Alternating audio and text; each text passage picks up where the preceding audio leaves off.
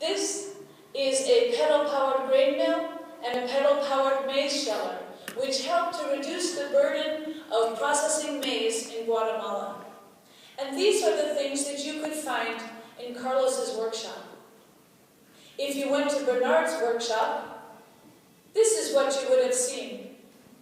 Bernard's workshop receives old bicycles from the United States, repairs them, and sells them in order to raise money for an orphanage in Arusha.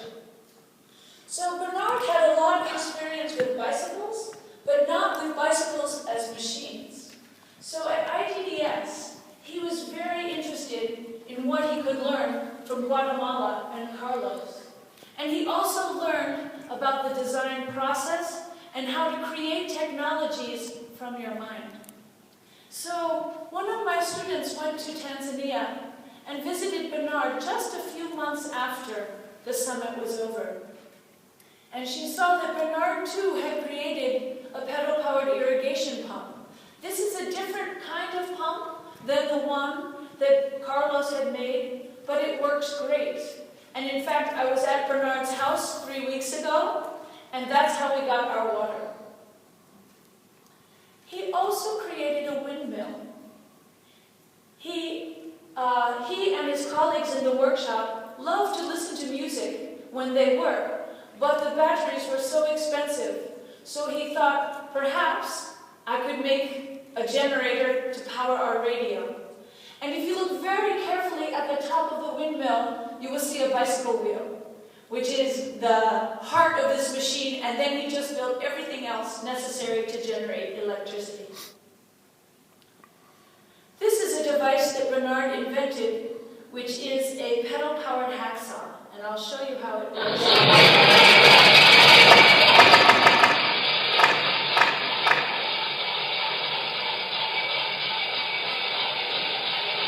He created this to make work easier in his workshop.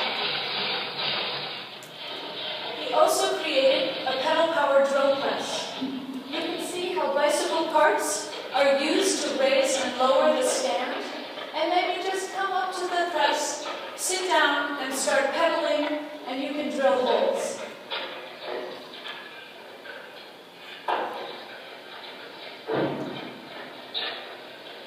These inventions were quite remarkable. And one of the things that struck us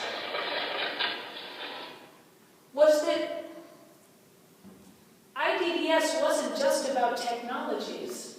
It was about creating the people who create technologies. If you see Bernard now, this is a machine that he has developed recently which creates drip irrigation tubing.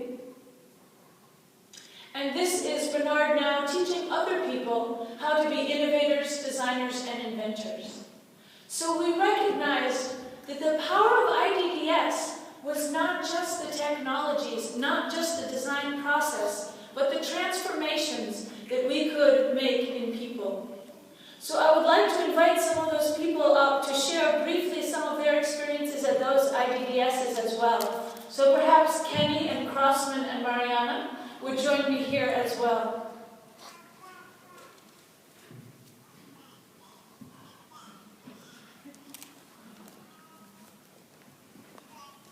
So as I mentioned, as we went to IDDS 2008, we improved upon it and focused on building capacity of the participants there. And Kenny was one of those participants. Kenny Muguaetu, who is from Zambia, and I'll let him share briefly